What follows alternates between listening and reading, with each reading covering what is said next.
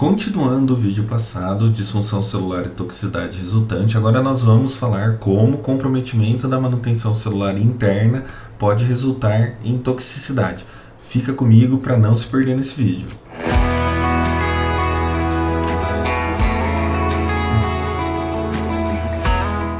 Na aula passada nós começamos a falar de disfunção celular e toxicidade resultante, mas como o vídeo ia ficar muito longo, eu resolvi dividir ele em dois, e por esse motivo agora nós vamos continuar da onde nós paramos. Nós estávamos falando da desregulação celular induzida pelo toxicante, e então eu falei as várias etapas como isso é feito. Agora eu vou falar do comprometimento da manutenção celular interna, e você vai ver que esse comprometimento da manutenção celular interna também pode resultar em uma toxicidade. E quando a gente fala em comprometimento da manutenção celular interna, as primeiras reações que vêm à cabeça são depleção do ATP, aumento prolongado do cálcio intracelular, superprodução de espécies reativas de oxigênio e nitrogênio, interações entre alterações metabólicas primárias, transição de permeabilidade mitocondrial com consequente necrose e apoptose. Começando então pela depleção do ATP. Bom, gente, não precisa falar muito, né? O ATP é a principal fonte de energia para todas as funções celulares.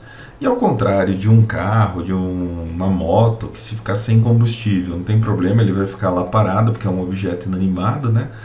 A célula não. A célula é um organismo vivo. A depleção do ATP vai fazer com que a célula morra. E quando que ocorre a depleção do ATP? Ela ocorre quando a produção de energia é interrompida, geralmente devido a disfunções na mitocôndria. Por exemplo, o cianeto inibe a enzima citocromo C oxidase na cadeia respiratória mitocondrial, bloqueando a produção do ATP. Como resultado, a célula é privada da energia, levando a disfunção e morte celular. Quem faz isso em altas doses também é o ácido acetilsalicílico. Também vai bloquear a produção de ATP. Tá? O ácido acetilsalicílico atua diretamente na ATP girase, que é a enzima responsável pela produção do ATP.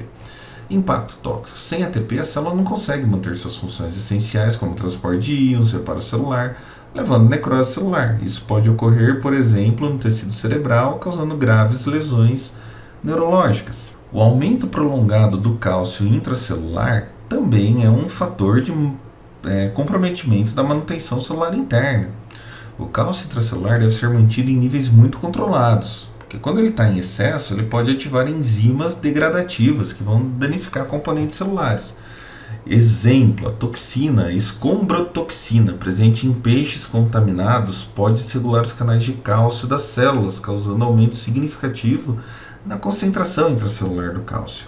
E qual que vai ser o impacto tóxico disso?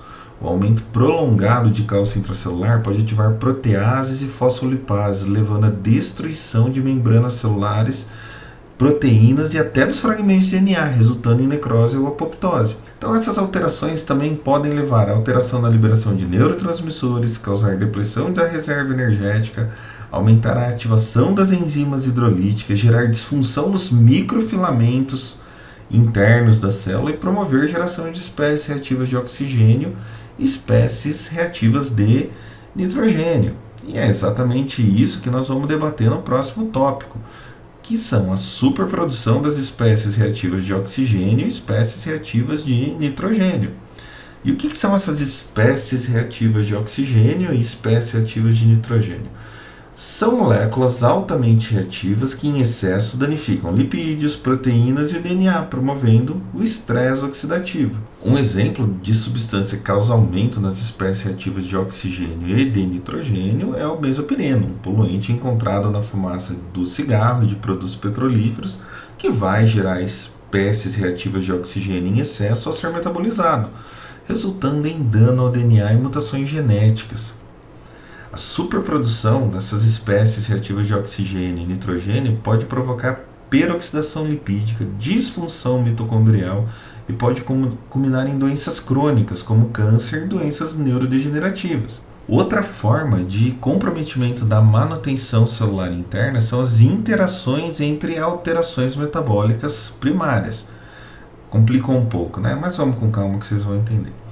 Então, quem são essas interações entre alterações metabólicas primárias?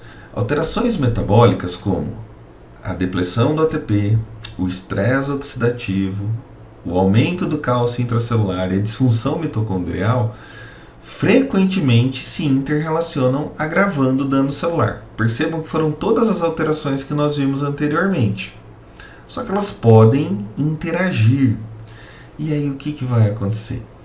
Um exemplo é a exposição ao paraquat, um herbicida extremamente tóxico que leva à geração de espécies reativas de oxigênio no pulmão, com consequente depressão de ATP nas mitocôndrias, desencadeando então um ciclo de lesão celular que não tem como ser interrompido e vai levar à desregulação do cálcio e o estresse oxidativo, não tem como parar. Então isso é muito complexo. A depressão das reservas de ATP vai diminuir o uso do cálcio nas bombas de membrana plasmática celular e do retículo endoplasmático. Isso vai gerar um aumento do cálcio do citoplasma, ocorre aumento da entrada de cálcio nas mitocôndrias. Isso vai dificultar a síntese do ATP e, como consequência, ocorre a facilitação da formação de espécies reativas de oxigênio e nitrogênio. E elas vão ajudar a drenar o ATP intracelular. Percebeu que isso é um ciclo que não tem fim? O impacto tóxico de um comprometimento como esse, geralmente, é levar o indivíduo à morte, um dano muito grave ao tecido. Essas interrupções podem resultar em morte celular em larga escala. A combinação de ATP reduzido e altos níveis de cálcio, por exemplo, pode levar à falência de órgãos como pulmões, resultando em fibrose pulmonar. Então essas interações metabólicas, elas são realmente muito complexas quando a gente fala nessa magnitude de efeito. Outro tipo de efeito que pode acontecer é a transição da permeabilidade mitocondrial, resultando em necrose e apoptose. Como que acontece isso? A transição da permeabilidade mitocondrial ocorre quando a membrana mitocondrial se torna permeável, permitindo a entrada descontrolada de moléculas e íons, levando à perda da função da mitocôndria. A mitocôndria produz energia. Se não tiver energia, o que vai acontecer? Morte celular. Exemplo, arsênico pode desencadear a transição da permeabilidade mitocondrial, levando à liberação de fatores pró-apoptóticos, como o citocromo C, que ativa a via de apoptose. Impacto tóxico resulta na falência da produção de ATP e na morte celular. Essa via é particularmente danosa para os tecidos de alta demanda energética, como o coração e o cérebro. E aí então vai levar a necrose, né? A gente já sabe que a necrose é a formação. A necrose é um tipo de morte celular patológica que ocorre em resposta a lesões severas, como traumas físicos ou toxicidade aguda, certo? Ou então vai levar a apoptose, que é uma morte celular programada e controlada, essencial para a homeostase, mas que pode ser induzida por toxinas de forma inadequada. Correto? Olha, eu acho que se você ainda não curtiu o nosso vídeo, depois de toda essa informação, você deveria curtir, ok? Características dessa etapa. Quais são as características aí? O tempo para observação da resposta é variado. Às vezes pode ser rápido, como é o caso do paraquat, mas às vezes não. Quando você começa a produção das espécies ativas de oxigênio e nitrogênio, esse evento pode demorar.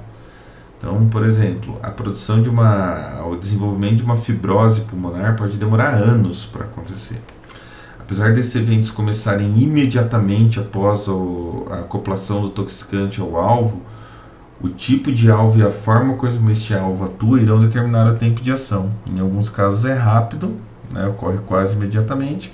Em outros casos pode ser lento e produzir respostas tardias. Muito bem, para essa aula, né, como eu já tinha dito na aula anterior, nós utilizamos as referências de costume, né, como a do professor Seiji Yoga. Claro que Fundamentos em Toxicologia realmente é o mais importante. Você vai encontrar aqui nesse livro esse material com muito mais detalhes, mas também, né, os livros de toxicologia forense do Dorte e colaboradores e do Ricardo Jorge e colaboradores também são referências importantes. O canal Sinapses é feito para que você aprenda mais sobre farmacologia, toxicologia, neurociências e assuntos relacionados à saúde. Peço que você curta o nosso vídeo e compartilhe. Muito obrigado. Até o próximo.